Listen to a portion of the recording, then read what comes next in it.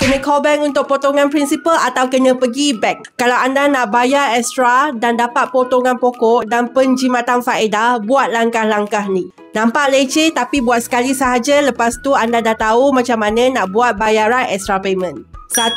Call bank. Soalan-soalan yang kena tanya: apakah jenis pinjaman rumah saya? Term loan semi fleksi atau full fleksi loan? Berapa jumlah bayaran bulanan saya yang sebenarnya?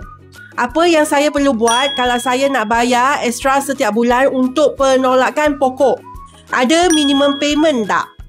Boleh tak saya bayar online atau dekat apps? Kalau boleh, macam mana? Kalau saya bayar extra payment, ada apa-apa fees akan dikenakan tak?